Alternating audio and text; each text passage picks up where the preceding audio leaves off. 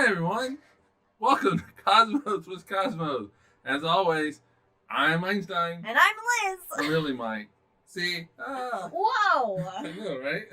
For those of you listening, Mike is wearing an Einstein wig and a mustache that won't stick on. That won't stay on. But we got to figure it out. So, because this is Halloween right here. Yeah. Vampire Einstein, and I will be Vampire Marie Curie. Yes. So far is the plan. So, welcome to our final episode of the season. Yay!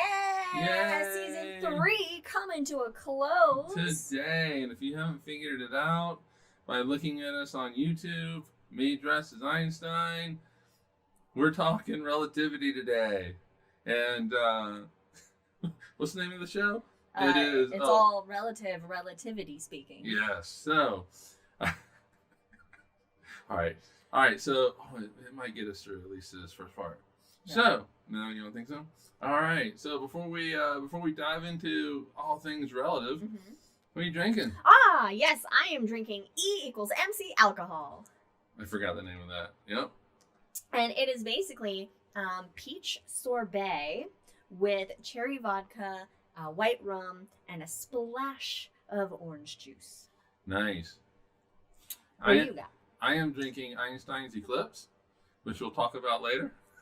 And it has cherry vodka in it with basically Dr. Pepper. So I'm going simple today. Basically a cherry Dr. Pepper. Yes, it's basically adult an cherry adult Dr. cherry Dr. Pepper.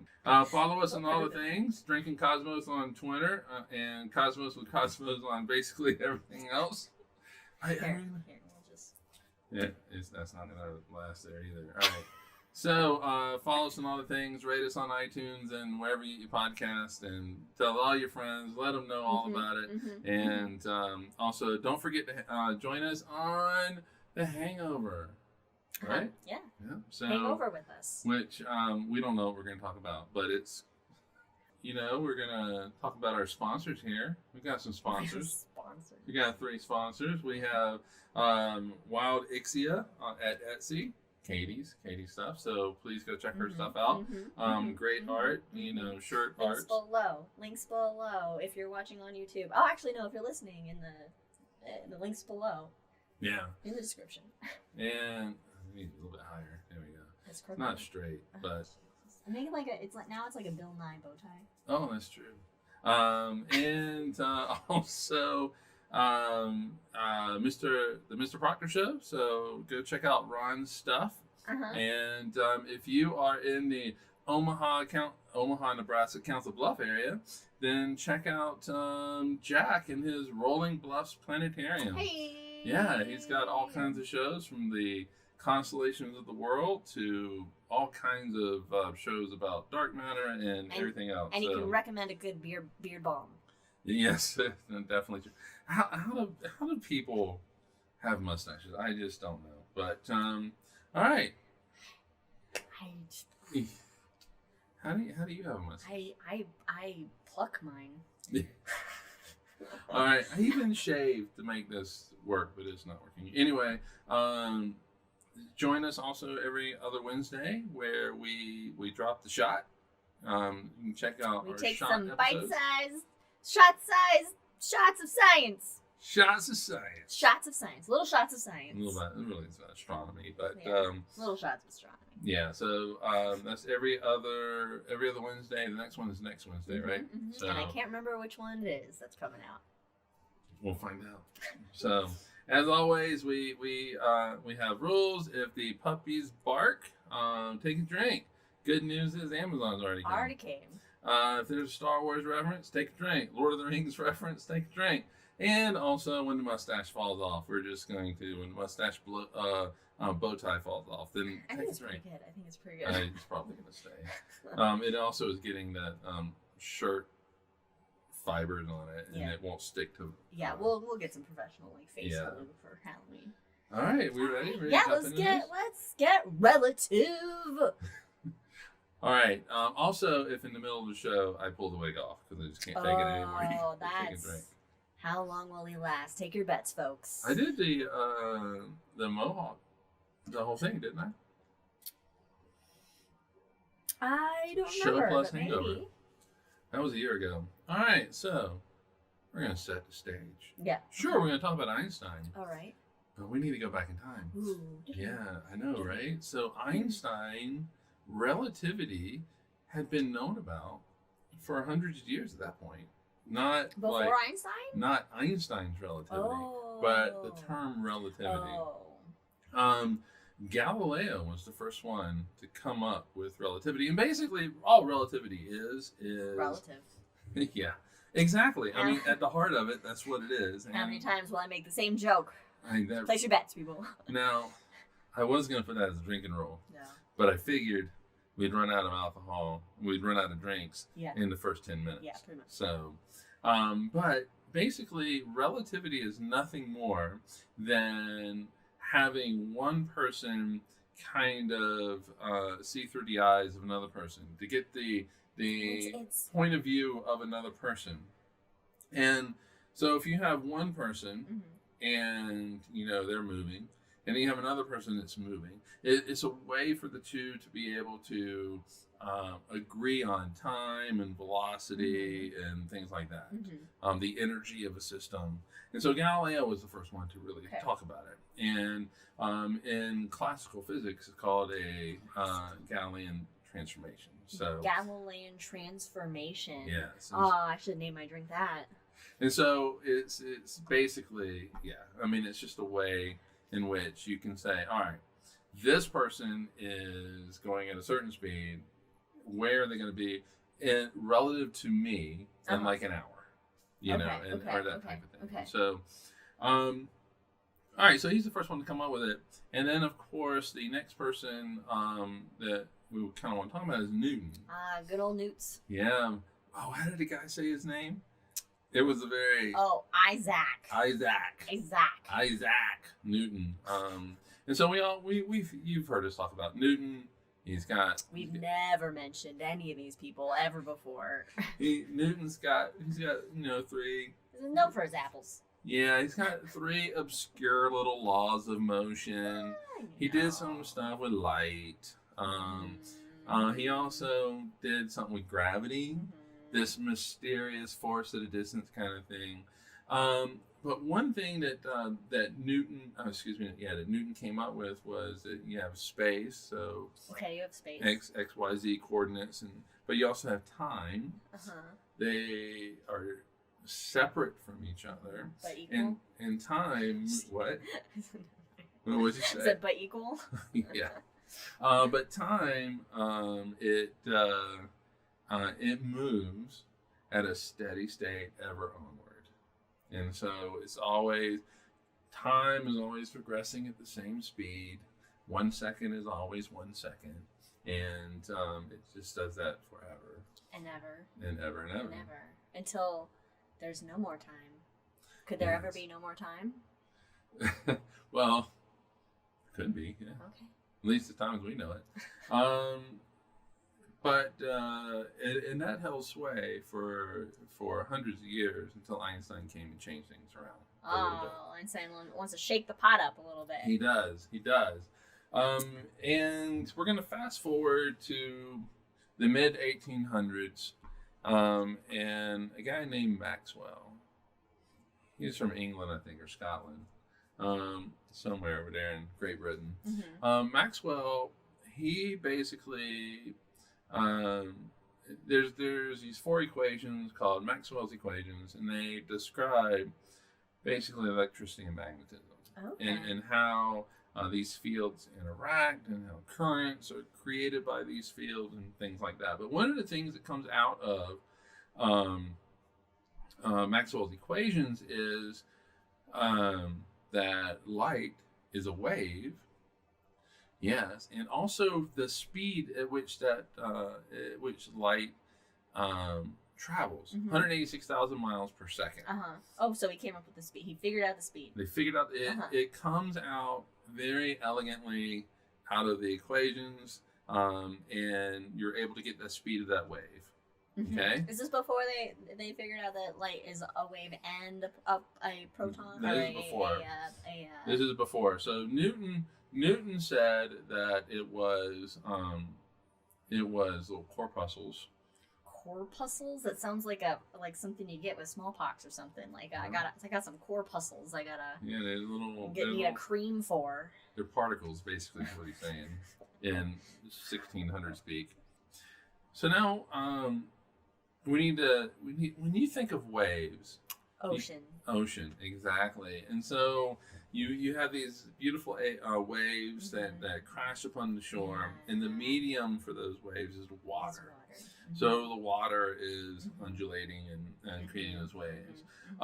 There's also sound waves, and so if you're nowhere near an ocean, you experience waves all the time, because if somebody's talking to you, these sound waves wash upon your ear and allow you to, or at least for some of us, for those who are hearing impaired. Yeah, and so it was always these waves had to be in a medium. And they thought that... And the medium is like air in the case of sound waves. For sound waves, or water for the ocean waves. And so they thought that the light traveling from the sun to the earth had to be going through a medium. A medium of space, but space is a vacuum. There's no medium there. Right, and so they called it the ether. The ether. Yeah. That's also what, like, sniff ether? Is that like I don't know, it sounds like It does. But they thought it was going through the ether, and the That's ether where ghosts was a medium. live. That's where ghosts live. Yeah, up in the ether. That's where you live now, Einstein. I know, right? Except I'm here today. Thanks for joining us out of the ether. Huh? Thanks for joining us out of the ether. Hey, you know what? My pleasure. Yeah. I'm sorry I lost my mustache. And gained an American accent. But it happens. I was in the U.S. for 20, 30 years. Yeah. And so you can kind of get it. And I'm buried here in the U.S. So. Are you really? Yeah. Where are you buried? New York, I think. Oh shit! We gotta go see Einstein's grave. Or New Jersey. That'd be really cool. My mom asked, do these waves really undulate, or do we just call them waves? Okay, so with light waves, really what's going on is the electromagnetic field is oscillating. So it really, at the end of the day, doesn't need a medium, and we'll get into that. Okay. So what's really going on is that the electromagnetic field is oscillating.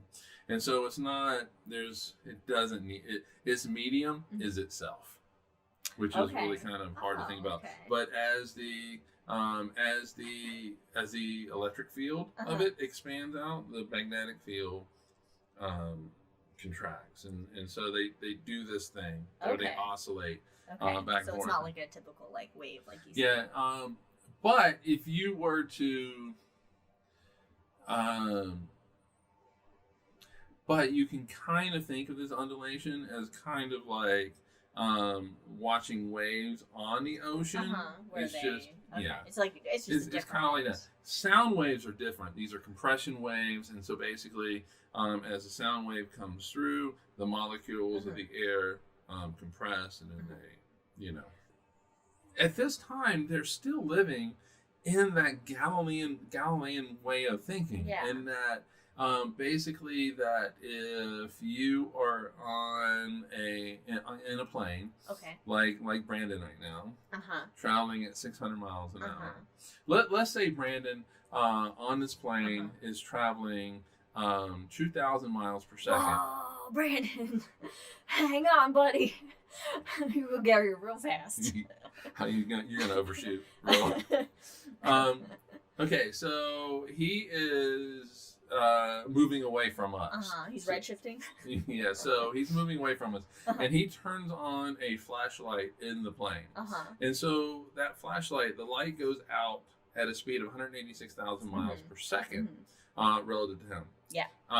However, he's moving relative to us at 2,000 miles per hour away from us, and so according to Galileo, that light should now be 188,000 miles per second for us, because we have to factor in the motion speed of the plane with it. Yes. I knew my brain was going to explode a little bit. Oh, you're doing great. No, you figured it out. Okay. You're doing great. However, so what they were thinking was, hey, we can measure this shit. We're on something that's going pretty quick. The Earth? The Earth Yeah, it's around speeding around the sun.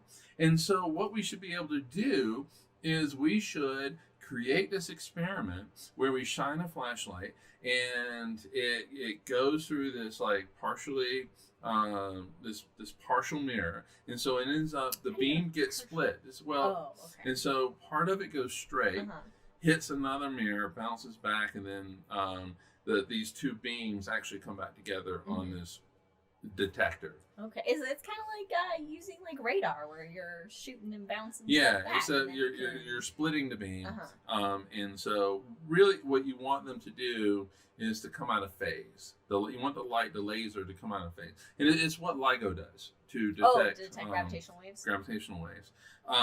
Wait, what does come out of phase mean?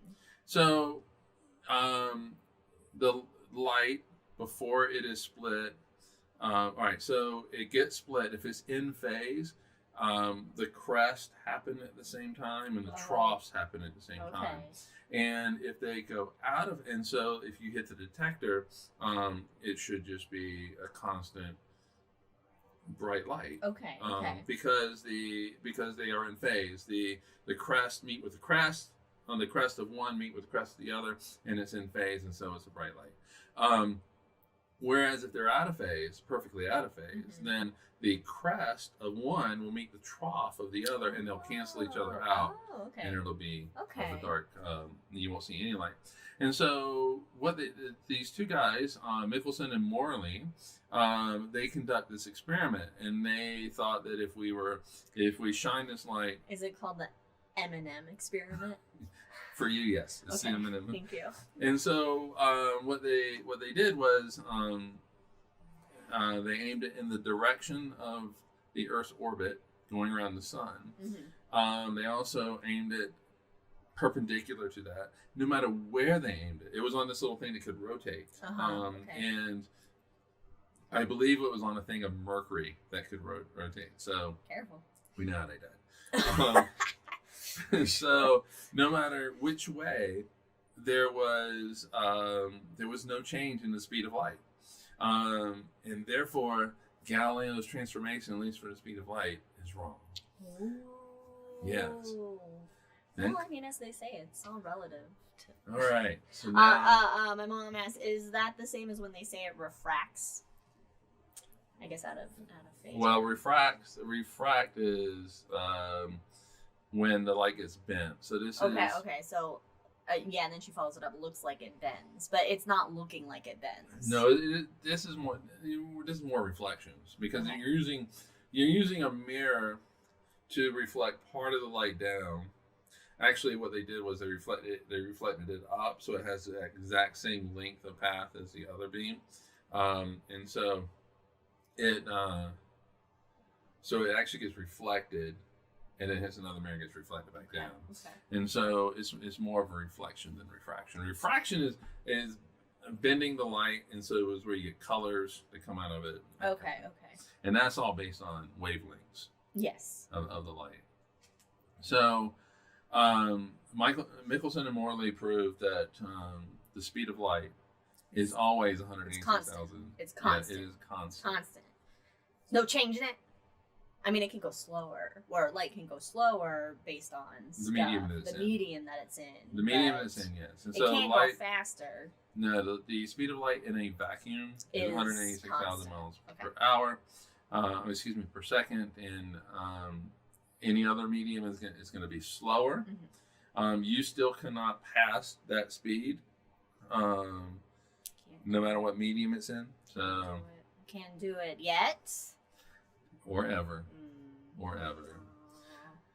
So, Mr. Einstein. Yes, guten Tag. Guten Tag. When I was 16 years old.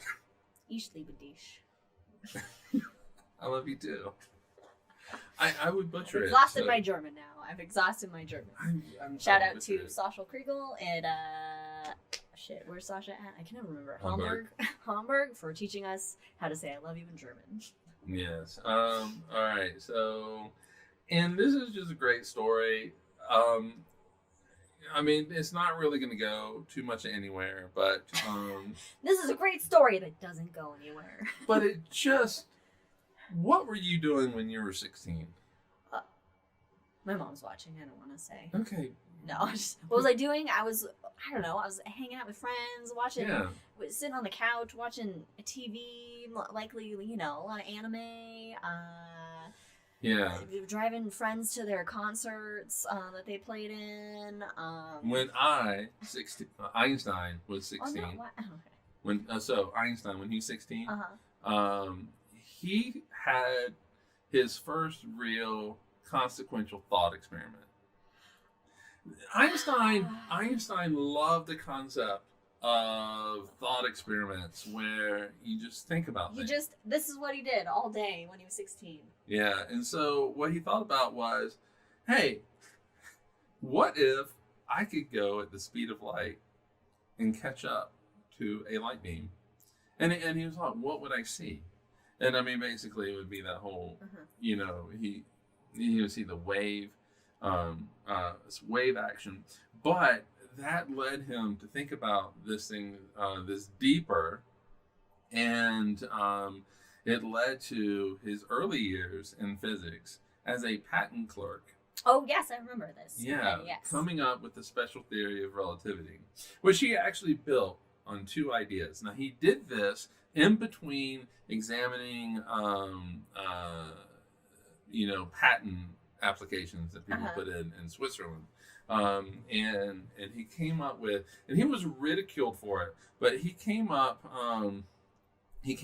with 3 just incredible papers in 1905. How old is he at this point?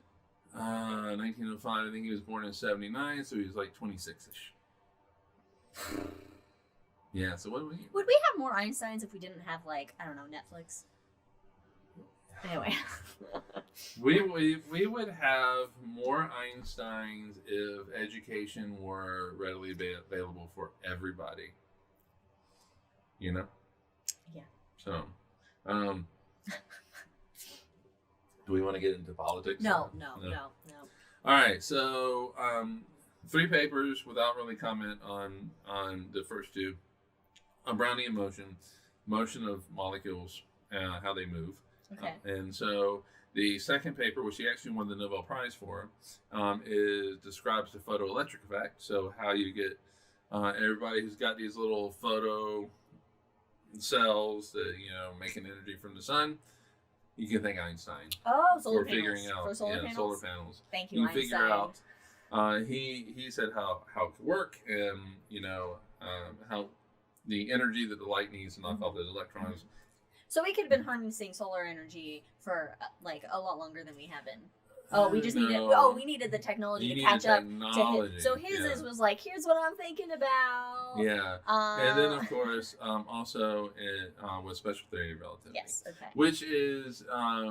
Which involves moving in a straight line at constant speed. So there's no acceleration whatsoever. So this is not real life situations. So I'm not driving, is what that means in this experiment.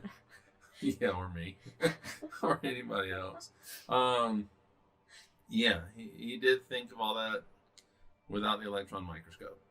That actually was in the 1950s, shortly after his death, I think. Oh. All right, so it's built on 2 ideas. Okay. The first idea is that the laws of physics apply to everybody the same way in the universe. And so the laws of physics for me here are the same as they are halfway across the universe, or the same in a galaxy far, far away. Exactly. Or the law. Okay, yes, that's true. I forgot. Star Wars. And so, or the same in Bend, Oregon, or Italy, or with Brandon on a plane, or Brandon. Yeah, and so same physics. And so we're all able to, make calculations and predictions about what's happening for Brandon if he spills a drink that he probably had on the plane until he flies into Utah airspace and then becomes illegal, basically. As soon as they reach Utah, they have to lock the cabinets. Yeah. No more drinks, people. It's Sunday. It's the day Sunday of in our Lord. Mormontown. But the second thing, and that's easy. That makes sense. Okay, yeah. And the second one which actually is revolutionary, but we see it with Michelson and Morley, is the speed of light is constant for everybody. Okay. So that means if I shine a flashlight, I see the light at 186,000 miles per second. If Brandon shines that laser on the plane, I still measure that light at 186,000 miles per second. Yeah. And if Zoobglorp, 10,000 light years away, shines their flashlight, same speed. So this has amazing repercussions. These two simple things, especially the light part, just has amazing repercussions. The only way in which that you could have a light beam travel and for Brandon on the plane, because he's going 600, he's going 400 miles an hour. However fast planes go. Yeah, and so the only way in which that you could make that light speed constant is to slow down time. So time gets dilated. And time dilation is the thing. But so the light beam moves, with the plane, but it's still 186,000 miles per second. And so when you do the mathematics is, and we're definitely not going to get into that. Yeah, there's a little bit more than 2 + 2 involved. Yeah. So out of my...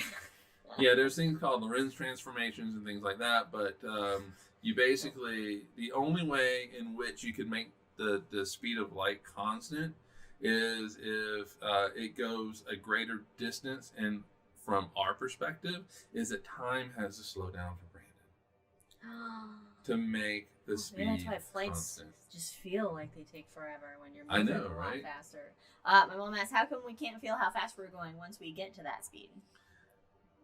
Because, like we can't feel that we're going 700 miles per hour on a plane? Yeah, because with constant velocity, your body, is used to it. But velocity really is always relative to something else. I mean, we don't feel like we're moving yet. We're moving real fast right now around the sun. Yeah.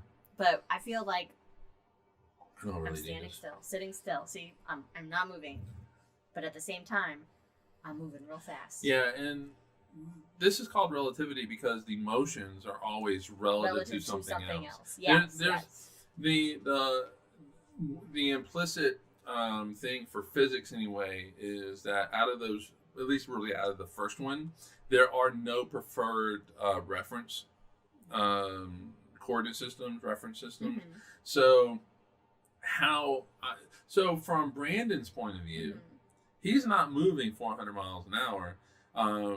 He's actually he's heading towards us now, but he's coming towards us at 400-ish miles an hour. From his perspective, from his point of view, we're actually approaching him at 400 miles an hour as he sits still 3,500 feet above the ground, 35,000 feet above the ground. Interesting. Yeah, and so and that's the crazy thing about relativity is that okay, so I'm not saying this is going to work because it won't work, but yeah, so you're driving down the road. Okay.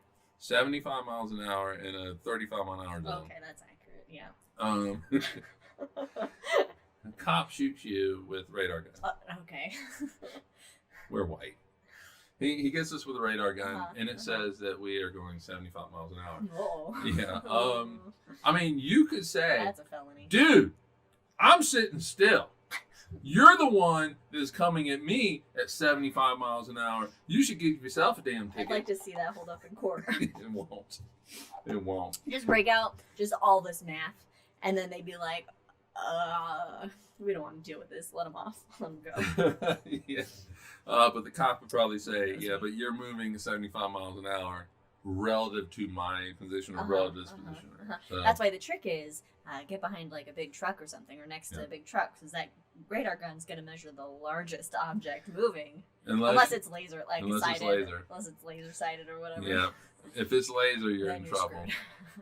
But anyway, yeah, so the implications are time slows down, but also, because you got to put that time, what you measure for time into these transformation equations, links actually contract as well. And so from our point of view, if Brandon is on a plane that's going close to the speed of light, we see that plane actually contracts. It gets smaller. So not only does time, we got like a Willy Wonka situation happening, where but only in the direction of the motion. So it's so not only do we see for Brandon that time slows down, but he also gets skinnier, which he doesn't need. He doesn't need that. But the plane actually contracts, so it's not as long from our perspective. It also seems to rotate a little bit. And so we're able to see kind of around it a little bit as well. But also, Brandon, but Brandon is also heavier, which is what he needs. He needs a little bit more mass. And so the faster you go, the more mass you pick up. You get more massive. But why? Because you're still made of the same amount of stuff. So why do you get heavier then? Whoa, I've stumped Phancy Physics Man. Well, it all comes down to conservation of energy. And so it's in conservation of energy. So basically, kinetic energy is related to your mass. And it's also kinetic energy is equal to 1/2 in Newtonian physics. 1/2 your mass divided by 2 times the velocity. I don't think it's squared, but it might be squared. mv squared. Yes, it's mv squared. Momentum is mv.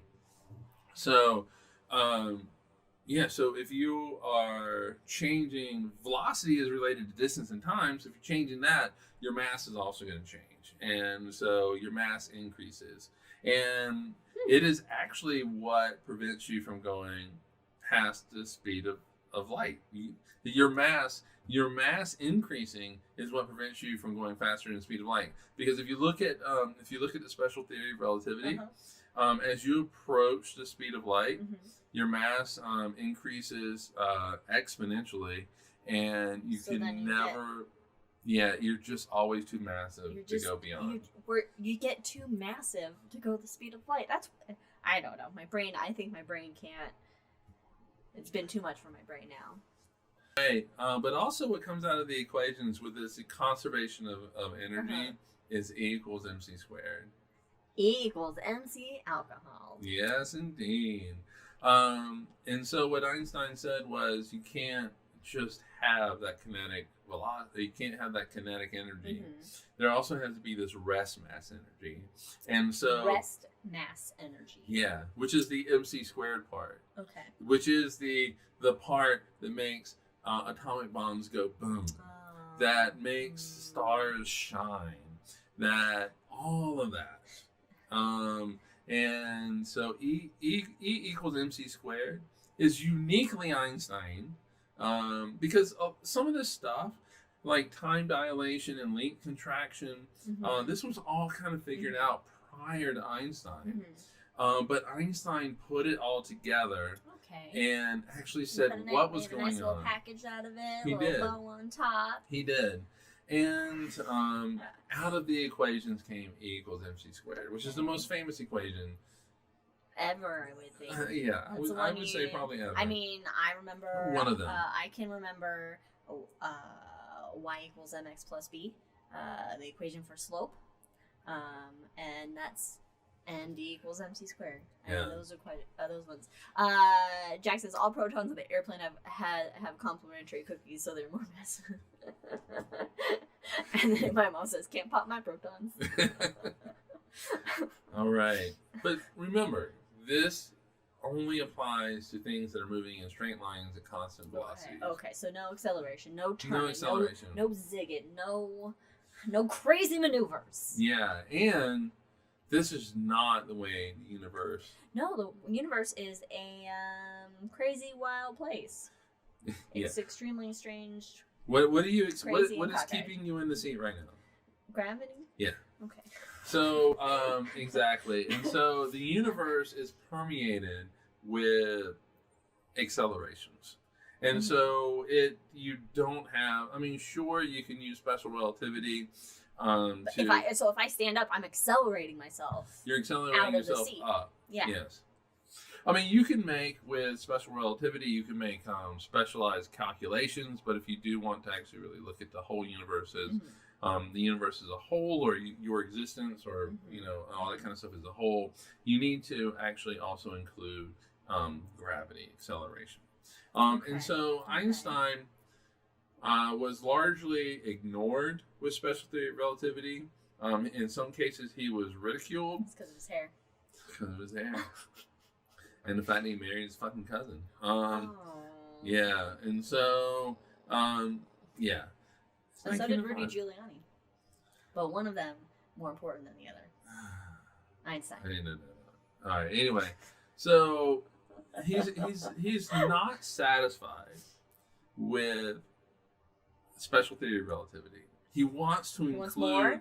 Yeah, he wants to include accelerations. Okay. And the journey to include accelerations was like an 11-year journey. So it's like the Lord of the Rings, the Fellowship, going on their journey that took a long time. A lot longer than 3-hour movies.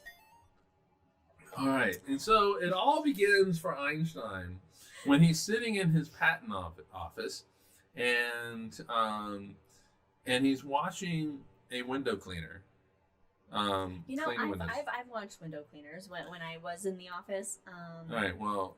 And I've watched them, and they're actually, it's kind of just mesmerizing just to kind of watch them, and I'm like, that looks kind of fun, just hanging there. All right, let's see if you take it where Einstein took it. Okay, I'm not going to take it where Einstein took it. Okay, so. This noggin? So he's watching the window cleaner, and what he thinks about is, what if the guy falls off? Yes. Falls off the ladder. Right. And so he immediately makes him fall off. But what he does is, okay, not in real life. Fall off. I fall off. Now, I got physics to do. No, but he put himself in this guy's falling. All right, so he makes the guy fall off the ladder, and he puts himself in that position, and he thinks about, what am I experiencing as I fall to my death? Normally, normal people think about, oh shit, this guy's gonna hit the ground, he's gonna die. But if Einstein, you're the guy falling, though, you're just like, fuck. Yeah. But for Einstein, what he did was he put himself in the guy's shoes. Very empathetic of Einstein, I guess. But he also removed the earth, so nobody's going to die in this. Oh, that's nice. Just take away the ground. Yeah. So and so the guy's falling, and what Einstein realized was that he is basically in free fall as he falls down. The deceleration is due to the Earth, right? And right. That's going to decelerate you pretty quick. Yeah, and so watching himself fall in this thought experiment, he realized that gravity and acceleration are the same thing. Now, for us in the 21st century, right? We have other forces that help us. Well, but we kind of take that for granted. We understand what that means, but in in 1906, whatever it was, we weren't sure that accelerations were actually different from gravitational accelerations. Okay. And so, that was his first idea, that gravity and acceleration are the same thing. So here's a thought experiment for you. All right, you are in a house with no windows. Okay. So you're enclosed in this house, and you have the bathroom scales on the floor, and you get on it. Okay. And it says whatever your weight is. All right. Okay. So you know that you're in a house. Gravity's pulling you down. It's causing that. What if your house is in a rocket, you're in space, and you are accelerating up? You have no windows. You do not know that if you are in a rocket or if you are actually on the Earth and the Earth's mass is pulling you down. So is it Is it due to the Earth pulling you down, or is it due to the rocket accelerating up, or an elevator going up, or whatever? And so that's what it led to. That gravity and acceleration really are the same thing, and it is called the principle of equivalence in Einsteinian speak. Okay. So Einstein in his thought experiment said that gravity and accelerations are the same thing. And I mean, the guy lived in his head. Well, clearly, all he did was think about weird I'm that window cleaner falling. Jack said, Ron said the world's most murdery thought experiment, which, yeah. Jack says, with this level of morbid conversation, Schrodinger might actually have come back to life in his casket. Well, you never know until you open it. That's true. And Brandon has landed. That's really good. That's worth the break. He's happy that that Earth's mass didn't bring him down faster than anticipated. Oh, I know, right? All right. Well, I'm glad you're on the ground safely. Okay, so let's go back. And from this, Einstein was able to kind of figure out that really and truly what's going on, because he removed the Earth in this thought experiment. And from this, he was able to figure out that gravity really is the curvature of space-time, and not you meeting the ground of the Earth and the Earth pushing on you. And so gravity actually originates from the curvature of space-time, and that's why you see like these like a bowling ball and on a trampoline. Oh yeah, and then all the marbles go towards it and stuff. Yeah, and so he was able to come up with how this curvature of space-time actually makes time slow down as well. So if you have flat space, so there's no mass, then points A and B. Light goes from A to B at 186,000 miles per second. Straight line, whatever. Cool. But if you add mass, it deforms space-time, so it makes this gravitational well. That distance from A to B is actually longer. Yeah. And the only way in which, remember, it's like taking a detour a little bit. Well, I mean, it's going the straightest possible path it can go from point A to point B. It's just that it is a curve. It's not a straight line. Okay. Like in flat space, it is a curve. And that curve is longer. And the only way, remember, light has to go 186,000 miles per second. And so time has to slow down when you're near a more massive object to make the speed of light constant. 186,000 miles per second. Your brain's still there. Is it? I can't. We won't know unless we open my head. That's true. So, general theory of relativity comes out. It took. He actually. I like how you have the oh, this is just general relativity. Like we already had the special one. This is just general. Yeah. Well, relativity. Maybe they should have named it like extraordinary relativity. Yeah, well, yes. I don't know how to answer that. I don't know. The special comes about that it is a special case. And so Einstein in 1905, he was even saying, this is a special case. It is the special case in which everything moves in straight lines and constant velocities. Okay. All right. In other words, you're not going to see this shit in real life. And so the general is where he actually brings in the accelerations, the gravity, and it's more generalized. Yeah. Look at the theory. And I forgot where I was going with this, but anyway, he comes out with he had help. Marcel Grossman. So Einstein knew that, holy shit, we're talking about geometry here. We're not talking about flat geometry, which what we are used to all the time when we do trigonometry, and Yes, when I do trigonometry, And when you calculate the circumference of a circle, this is all based on flat geometry. Euclidean geometry is what it's called. But when you have geometry of like curves, it's called Riemann geometry. Riemann. Yeah, yeah. And so Riemann. And he had a friend. Einstein had a friend called his name was Marcel Grossman, and he had just come up with his PhD dissertation on the mathematics of like curved surfaces and stuff like that. And so Marcel Grossman helped Einstein come up with the mathematics of general theory of relativity. Okay, so what did they do? They just sat in a room thinking together? Well, Einstein... They were each in their own heads, and then... Einstein, he told Marcel what... Yes, right. Who's my special theory of relativity? Yeah.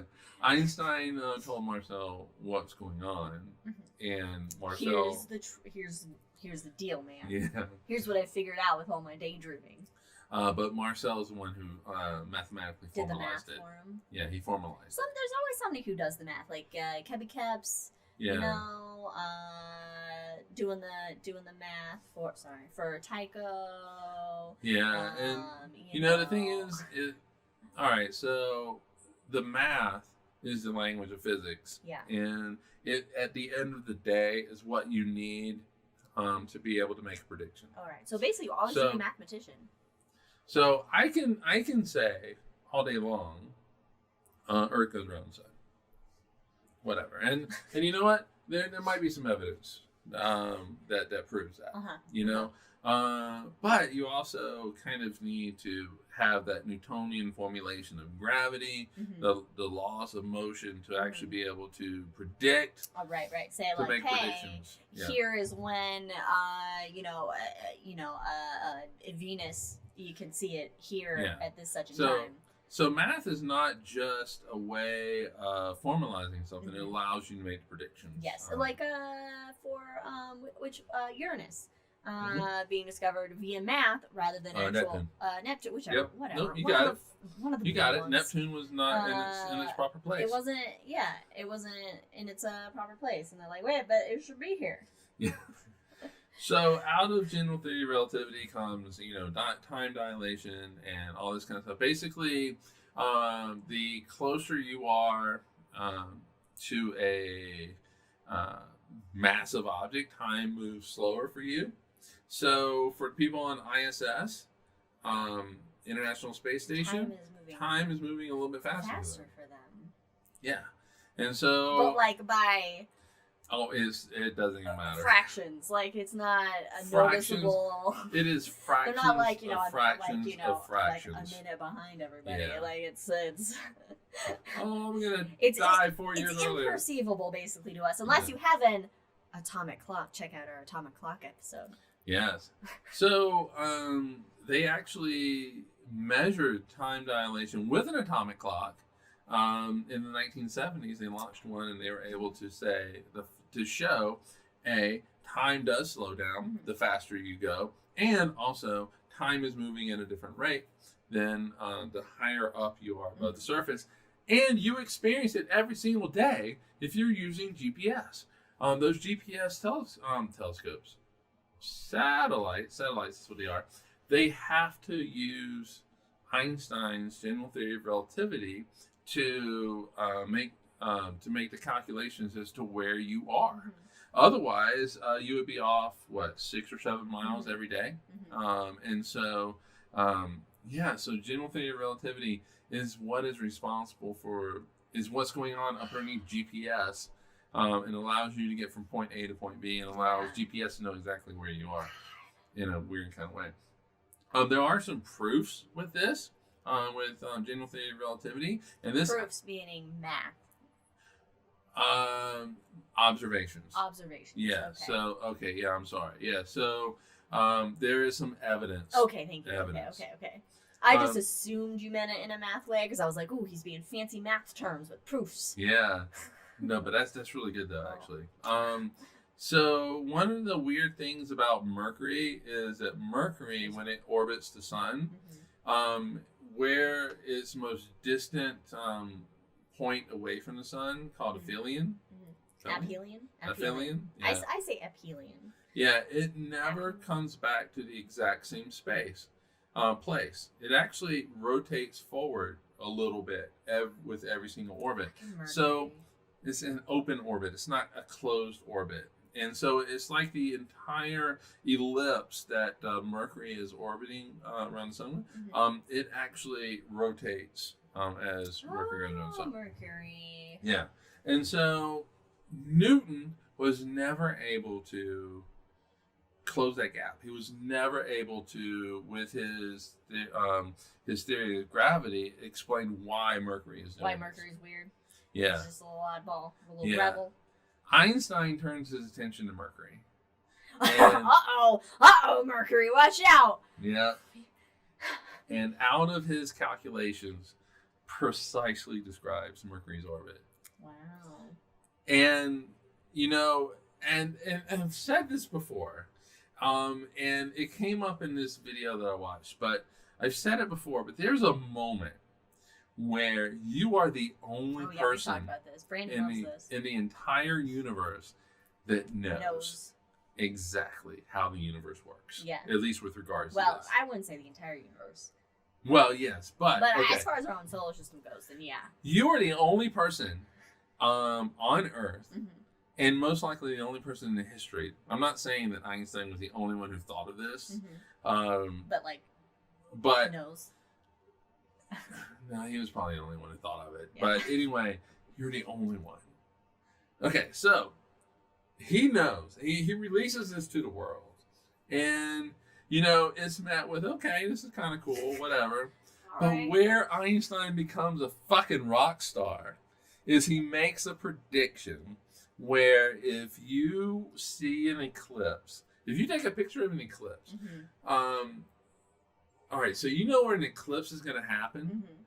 6 months before that, you take a picture of that same part of the sky and you meticulously note where all the stars are. Come back to the eclipse. And what Einstein said was, as light comes through past these massive objects that are deforming space and time, their position in the sky is going to be altered. Light changes its direction. It's bending. It's bending. It gets bent. Gravitational lensing. It gets bent. And you're able to make a prediction about the sun and how much it will bend a star's light as the light goes around the sun or tries to go past the sun. And so what they did was there's Sir Arthur Eddington, kind of big guy in astronomy world. He took a picture of the sky, meticulously noted where the stars are, and then at the time of the eclipse, which was on May 29th of 1919, he goes down, just hanging out, the island of Principia, whatever it is, which is off the west coast of Africa, and he takes a picture of the eclipse and a star. Actually, a few stars. They're visible, yeah, because the sun's light is being blocked by the moon. You can see these stars, but they're not in the right place. Yeah. They're not in not where he initially measured them. He's not where they initially measured them. And it is precisely where Einstein said they would be. And Einstein becomes a fucking rock star. Nice. He becomes... Oh God. Oh, gosh. Okay. All right, you gotta leave my hair alone. I mean, I'm dead, for God's sakes. Yeah, and he becomes a rock star. People just recognize him everywhere. He is a celebrity. And I thought only Brian May was the only rock star astrophysicist out there. Oh, well done. Well done. And so that's why I'm calling my drink Einstein's Eclipse. And it basically told the world that the general theory of relativity describes the universe. It's legit. Every single experiment with the special theory of relativity or the general theory of relativity has confirmed the theory of relativity. There's been nothing that has been like, oh, Einstein was wrong. He's wrong. Everything. And where we know Einstein is wrong, we know all about it. And it has to do with black holes, all of the math, general theory of relativity. Yeah, the general theory of relativity does break down at the center of black holes. They're the real rebels of the universe. I know, right? They don't give a fuck. Black holes don't give a fuck. It breaks down at the center of the black hole, the singularity. Singularities in physics just means that the result is infinity, which we know is not a correct result. And so we know where general theory of relativity breaks down, and it breaks down at that boundary between gravity and quantum mechanics. Quantum. And so quantum mechanics and general theory of relativity don't talk to each other because they are different types of theories based on different things. Yeah. And so they need to be combined, and that's for the future. You gotta really take a quantum leap to get there. Well done. This is what I'm here for, people. This is what I'm here for. So black holes, direct, straight out of general theory of relativity. Schwarzschild got the first solution of a black hole during World War I on the Eastern Front. In the trenches. In the trenches. Right? I mean, what else are you going to do in the trenches? You might have figure out some science. Yeah, so he was able to figure it out, and then he died a few months later. But also gravitational waves predicted in 1916. Discovered actually it was in 2015, but announced to the world in 2016. With LIGO. Yeah, where these two black holes merged together and released 3 solar masses worth of energy in gravitational waves, which is E equals mc squared. Hey. That was, it comes out of that. One of the really cool things about that was the peak power output was 50 times the entire visible universe, which I did not know until I was doing a little bit of research. That melts my brain. That melts my brain. So, one final thing with regards to deforming space-time. It's not like matter just has to conform to whatever space-time throws its way. A very famous astronomer named John Wheeler, in this very short sentence, basically tells you all that you need to know about general theory of relativity. Here's your cheat sheet, everybody. Space-time tells matter how to move, and matter tells space-time how to curve. So they're very related to each other. And so if you look at the equations, there's this beautiful symmetry between how space-time curves and how the matter moves with it. But the matter and the energy, John Wheeler was leaving off energy, but the energy and the matter combined deform space-time. And it's from this simple 2 ideas of the speed of light is constant for everybody, and that the laws of physics are the same for everybody, that you're able to get the Big Bang, that you're able to make predictions about the Big Bang, that you are able to have GPS, that you can see stars not being in the right place, quote unquote. And a good example of gravitational lensing is James Webb Space Telescope's deep field image.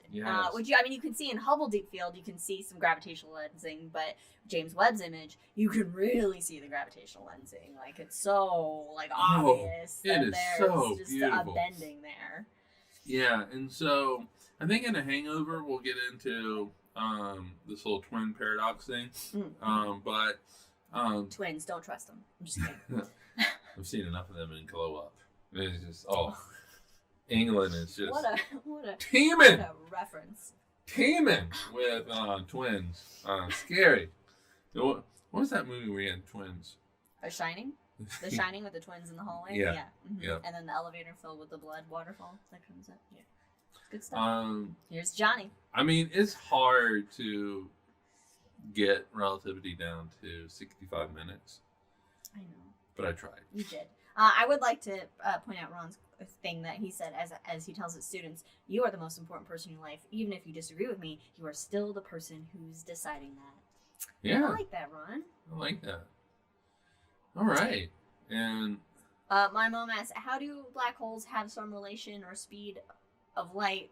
Or my mom's brain is melted as well. So how do black holes have some cover that in relation to Hangover. light? I don't know what the question is. Okay, you refine your question, Mom. Let your brain recover a little bit, because this is a little bit melty. Yeah, relativity, and the thing is, Einstein did all this as a patent clerk. He did it. Basically, black holes, like light cannot go fast enough to escape the gravity of a black hole. I don't know if that answers your question, but right. Yes. But the event, right? Yeah. We can get into that. Well, yeah. But Einstein did all this while he was a patent clerk. And just thinking, he's not. How bad of a job did he do as a patent clerk? Because he's just sitting there. He's supposed to be reviewing patents, and what's he doing? He's imagining window cleaners falling to their deaths and figuring out. Well, okay. Space, time, and gravity, and weird shit. He's just sitting there daydreaming all day about just what ifs. But so he also went home and basically avoided his wife. Well, it's his cousin. I mean. No, the cousin was later. He was married twice. All right, we'll get into the hangover. Anyway, yeah. All right, he thanks for joining us. Wasn't very personable. No, he wasn't. Except for that one picture where he looks personable. Sticks his tongue out. Yeah. Thanks for joining us. Yeah. And this is the final episode of season 3. Join us again, not in 2 weeks, but in 4 weeks, whatever date that is. I don't know what it is. I don't know either. But we're going to take a small little vacation from... a little break, And then we'll come back to it, to a topic to be discussed later. But keep an eye out for episodes of The Shot every other Wednesday. Little shots of sciencey goodness down your tummy. In the meantime, join us for the hangover, and we'll everybody have a great 4 weeks, and we'll see you. Stay safe, stay healthy. Okay, you gotta leave it alone. Cheers, everybody. Bye.